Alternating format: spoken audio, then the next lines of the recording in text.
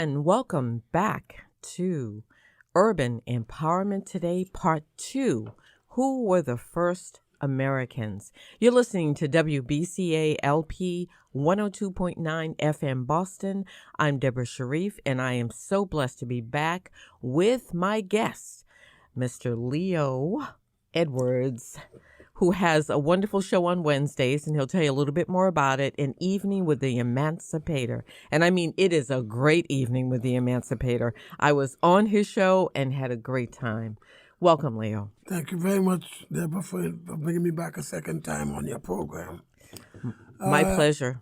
And for anyone who wants to get a hold of me, you certainly can. I'm at urbanempowerment@gmail.com. So feel free to email me for any information. We'd love to get your feedback about our show. But again, we are talking about the first Africans that are here. And I think on the first show, I mentioned some scholars and experts. I talked about Dr. Asa Hillard, Dr. Samuel Matthews, Renako Rashidi, also Stolen Legacy, which I'll read a little bit excerpt from, and that is by George G.M. James. Yes.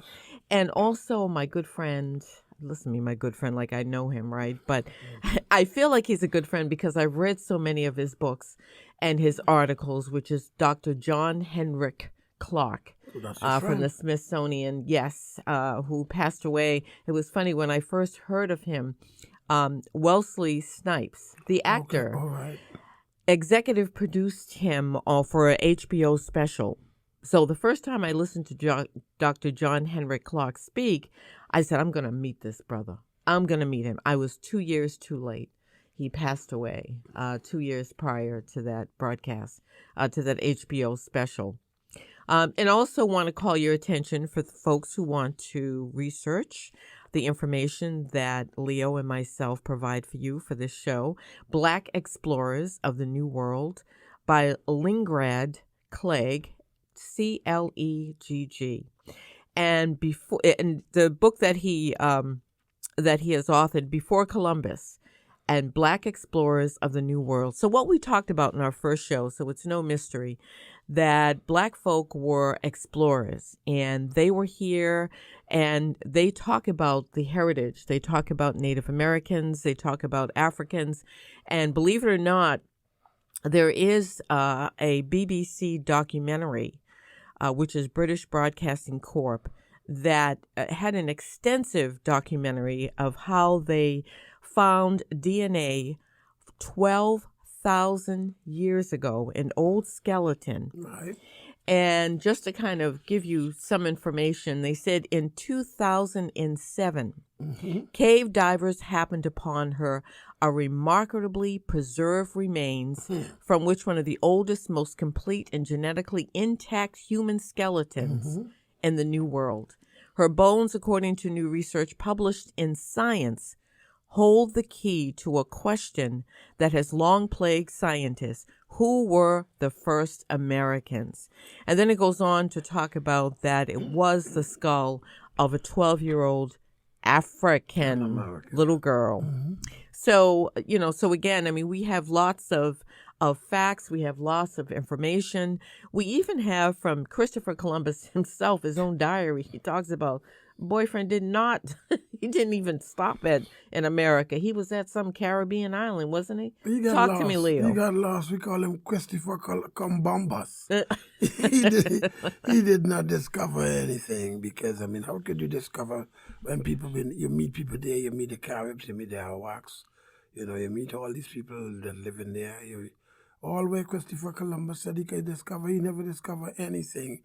All this is a blatant lie, and they are dressing our people with lies. And a place that helped this puke to release maybe a stench is the place called church, because some of the ministers that stand on the pews who does not have the right facts, and they're not fully equipped for teaching, because the church is not to really sell false knowledge. You should bring the real knowledge to the people, and they can help the people.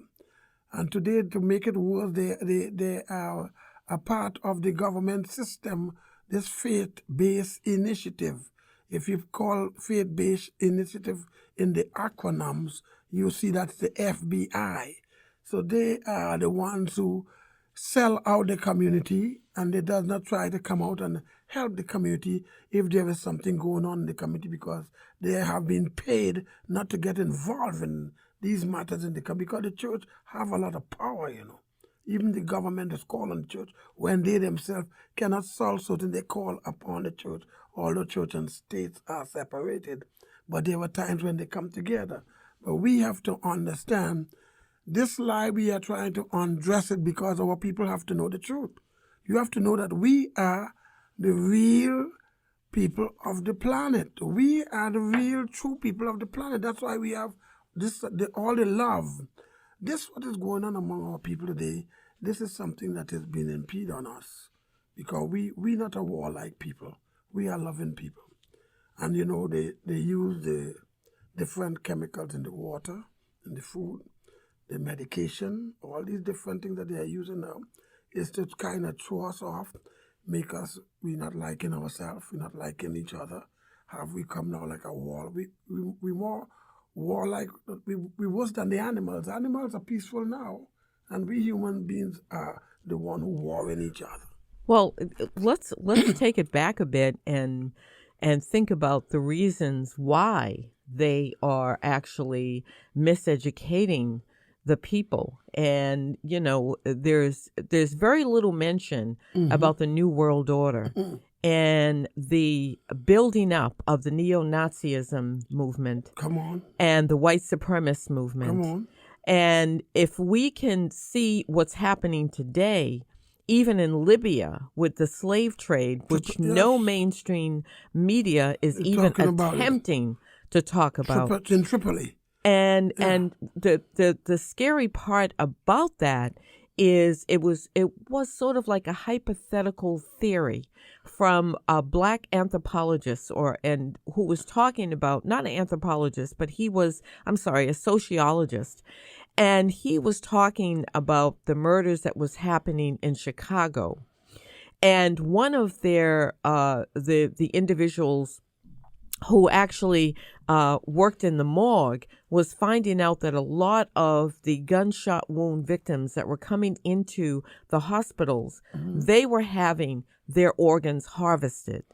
And that's exactly what's happening in Libya. Body parts. So they're taking their body parts. So here's the deal. Black folk, we are at war. And if we are not aware of the information that they're feeding our children, the information to make them docile and not believe in who they are, to move away from the fact of being African is negative, having brown skin is negative. This is what colonialism, this is what the educators that have non-intent to educate our people, this is what's happening to their minds. Could I say something, Deborah? Sure. The destruction of Muammar Gaddafi. A lot of the media paint a picture on Muammar Gaddafi. There's people that will be from Sierra Leone and the Ivory Coast who could tell you the goodness of Muammar Gaddafi. Muammar Gaddafi, when he put 70 point how much money back to build the Pan-African infrastructure, this is what created the whole problem between the European government and the American government. And they fabricated a story and decided they must take out Muammar Gaddafi. Now, Hillary Clinton, she went in there and she's the one who do all the damage in Libya. Was it Hillary Clinton? I think it was Hillary Clinton. She called the shots. Well, I don't want to be disrespectful to our first black president, but he actually opened up the door. He admitted it to Libya. And Gaddafi was also in the process of creating a World Bank with other African knowledgeable, we're talking about not the ones that were co-opted and that are a part of the the white supremacist movement, if I can use that. If he would have been successful and launching that bank, there wouldn't have been no need for the other bank in which the white folks, the white supremacist world uses in order to control black folk. Now, I've been listening to the news that for me, it has been absolutely disappointing for them not to have the real deal. But there was a Facebook post that was on, I think I shared that with you, with the Ghanaian president. Yeah. And he was on with the president from France. And he was saying, no disrespect to you. You're my colleague. You know, we don't want to, you know, burn our bridges. But the bottom line is Africa needs to be independent. And we do not want aid that will control us. They don't want aid. And this is not so. Now other African presidents who are independent, not the corrupt ones that are starting these civil wars based on white supremacists who are infiltrating these African countries. I mean, if you think about it, what this Ghanaian president was saying was so heartfelt. I said, it's about time Africa, you know, started to rise up and see what colonialism is doing. And what he did, he was slick about it, because what he said was really interesting. He said, I want the young people, I know that they study in Europe and they study in the U.S., but I want them to come home so that they can have a place. We want to keep our intellectual young people home. Definitely. So they can build up our country again. Yes, but they're running down the Greens. Now look what our president just do recently in Israel. That creating that is something that way out of whack with what's going on in Israel right now. But they're doing that purposely, because the whole bottom line. Let's look at the real deal. The New World Order is to eliminate that and those who they don't want.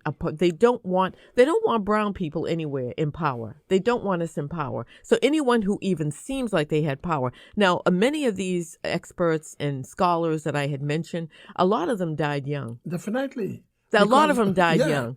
So when they start to spew information about what's really happening, about historical context, and it goes back to why is it, and we can talk about, I mean, the whole theme of this show was to talk about the first Americans, right? No, it's okay, because that's how we are as Black folk, right? We get off on stuff. But the reality is, the reason that they don't want us to know that many of us, even you, well, you're from Trinidad, I'm supposedly from via Africa, but I might have been a descendant from the Moors. I might have been descendant from that 12,000-year-old black woman, that black girl that they had found in North America. I might not even had come over on a ship.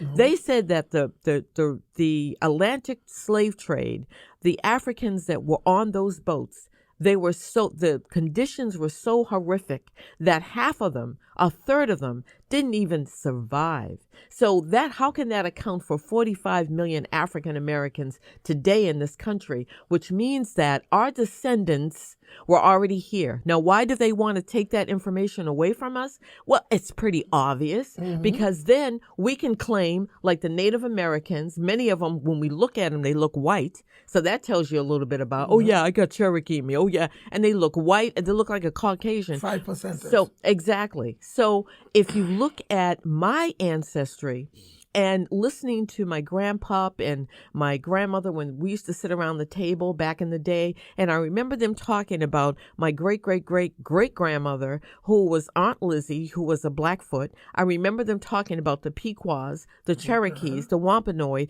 and I'm saying to myself, wow, how come when I go to school I don't learn anything about that? So when you think about who the first Black Americans are, if they start to do the research and start to detail, and we say, look, we should get some of this money because we are the original Africans, that would upset the entire government here in the U.S. So keep telling us a lie that we came over. Now, I'm proud of the fact that my motherland is in Africa. No question about it. My motherland is in Africa. But the reality is, let's stop telling people lies. I mean, I think about my thesis film that I had produced some years ago in the early 90s. Okay. And it was the untold story of the friendly relationships between Africans and Native Americans back in the 16, 17, 1800s. And of course, I was still a victim of the lie and thinking that, okay, let's have a story about how an African who escaped the plantation ran into friendly Native Americans and they became close. And they started to create maroon settlements in North Carolina. So, I mean, that's the story that I had built. Now, that thesis story, yes, part of it might have been true, based on true facts. There were maroons in North America. And of course, Jamaica, that's where the maroons were. There's documentation about the maroons. But the bottom line is, Leo, that Africans here, like, you look at me, now, does that look red? I mean, come on. That's Golden non-white. brown. You know what I mean? Vanilla. People say, you got Native American features. No, Native American have features like us. We are the first people. And again, the stolen legacy, when you start to think about the fact that our people were explorers, the documentation is overwhelming. So just to kind of give you a sense, stolen legacy. Definitely. Before George James. the Columbus, colonialism, and some of the other black explorers of the New World. And again, who has a cornerstone on saying that just Europeans were explorers? I know. We were also explorers. If they really go after the stolen legacy with George G.M. James from Guyana, you will be fully empowered about all the lies of the Europeans, because he showed you that the Greeks were not the philosophers that they claimed to be. If they had all that intelligence, look at Greek today, look at Greece today, look at all the empires still in ruins. If they had the intelligence for building on all these things, why they cannot fix all these raptors that they have there? Black man you were not in caves, number one. We have so many inventions that it's so much to talk about. But we were not born in caves. We know nothing about cave living. Before you were a slave, remember who you were. You were kings and queens, princes and princesses. After you get involved with the religion called Christianity, you was put into the cotton fields and you becomes a slave. So you have to find your God. And we're going to find our God by taking a short break. We'll be right back. And we will be right black. What are all the things you witness online in a day? Cats playing piano, selfies on your feed, your friend's picture being turned into a nasty meme that's been shared 50 times, 51, 52. When someone's being bullied online, it's hard to know what to do. Now you can speak up with the witness emoji. It looks like an eye in a speech bubble, and it's in the symbol section near the clocks in your phone. You'll let the world know it isn't cool, and you'll let your friend know you care. Learn more at eyewitnessbullying.org. Brought to you by the Ad Council. And we're back. I should say we're black. If you're just tuning in, this is you're listening to Urban Empowerment Today at WBCA LP 102.9 FM Boston. My guest here, I'm saying my host, but you might as well be my co-host.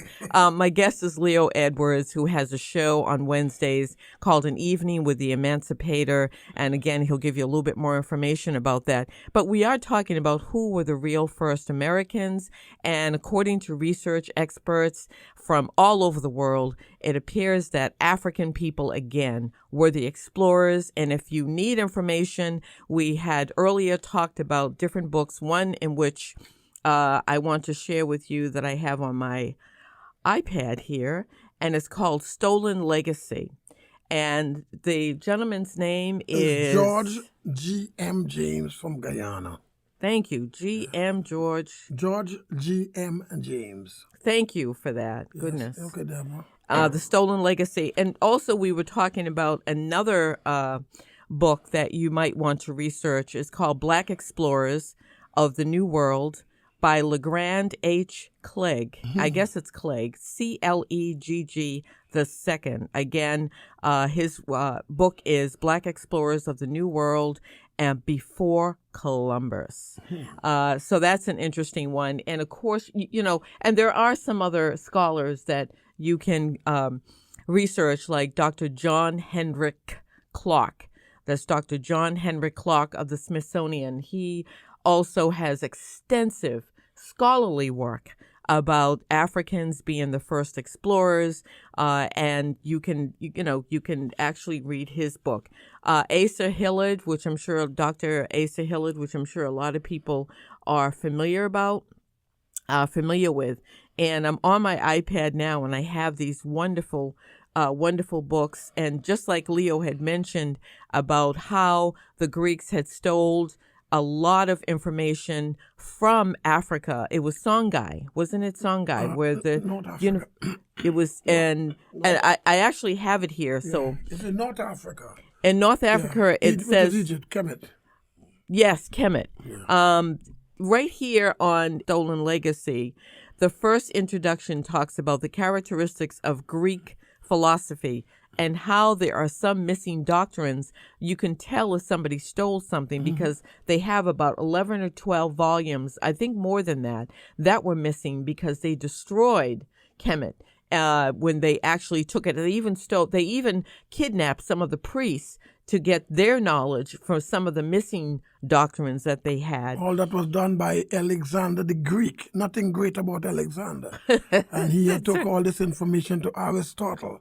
And that's what make them these famous men, because if you read the book, you will see where most of those philosophers who was imprisoned, who committed suicide because the truth came out on them, because they were not the founder of anything. That's right. They are liars. But that's what is being taught in colleges. And I'm a former Boston Public School teacher. I'm now a full-time professor at Massasoit Community College. So I am here to tell you that, this information is still being taught in the schools. And I just want to tell you what chapter 1 is about. Greek philosophy is stolen Egyptian philosophy. And chapter 2, so-called Greek philosophy was alien to the Greeks in their conditions of life. And then chapter 3, it goes into Greek philosophy was the offspring of the Egyptian mystery system. And chapter 4, the Egyptians educated the Greeks. So, I could go on. And, there's always a reason for that. And I think in our first program, if you did watch, we talked about the reasons why you want to keep the masses of people not knowing who they are. Now, individual folks like Leo and myself, it does take someone that is saying something is not right. Something is definitely not right in this country. Something we're missing. And when you think about all of that, yes, something is missing. It's really missing because our folks, you have to make up your mind to really want to know the truth, because the truth is out there, but you have to seek for it. There is things that you have been taught that you would live from now till hell freezes over, and you would never see the fruit of what you've been taught. But what we are giving you here is nothing but the truth, the naked truth, because there is this is the time of information, because true information is power, and if you are not empowered in this time, you will be going on the bandwagon to hell. Because this is where you're going to undress the lie, decorate yourself properly with truth, whereby you can walk and you can stand predominant. That is so true. Whenever there is misinformation that's out there, I always want to answer the question why. And the whys are, if you have a populace that is ignorant to the truth, then they're docile. They will do whatever you tell them, they will say, So I'm appealing to parents. And it doesn't matter what ethnicity you are. I'm sure that if you are a white parent listening, I'm sure you don't want your child to be miseducated. And there's enough information about the goodness from all different ethnic groups that have provided and contributed so many wonderful things to this human society. So again, I think the reasons that a lot of our people, and when you talk about, underperforming schools, or why is it that Latino and Black males are the first that drop out of school? Well, just think about the information that you're providing for them.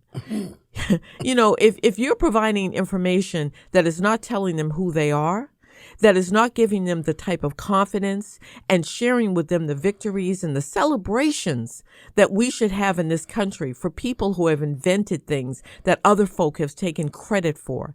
This is not the time for that. And now I can understand why there is a growing population of the Association of Homeschoolers, because we are sick and tired of being sick and tired of our children being miseducated. And that's why they are misbehaving. Like that, really, because look, we just lost Fidel Castro, about 2 years now? Fidel Castro. Yes. And Fidel Castro is a guy who had made a great impact. Don't mind, he was a revolutionary guy, but he had a lot of the goodness that Africa had gained today and many parts around the world in the black leadership. Most good information come through Fidel Castro and his movement. Because, what he had done to the Americans back in the time in Havana, we have nothing to do with that. That's between that time and then. But now, before he died, he showed you. He told you the only time a president will come back, Cuba will be free, is when America get a black president. And that was after 50-something years when Obama came in, and Obama went down to his country, visit and do all what they have to do.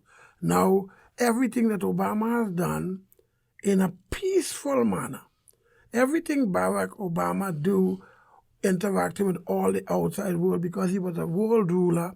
We didn't have to go through no bloodshed, no lives lost in it. Now we have things that we are on our hand today.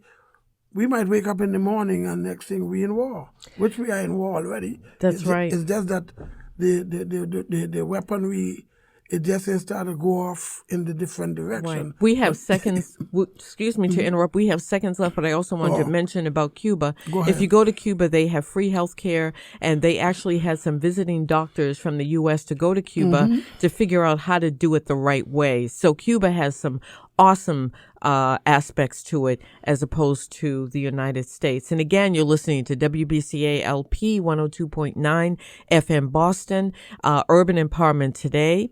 I am Deborah Sharif, and I want to thank my guest, Leo, who has a show here at BNN TV, which is called An Evening with the Emancipator, a wonderful show that is on Wednesday evenings on Channel 23. And again, you will hear us again on part 3 in terms of who are the first Americans. Thanks for listening.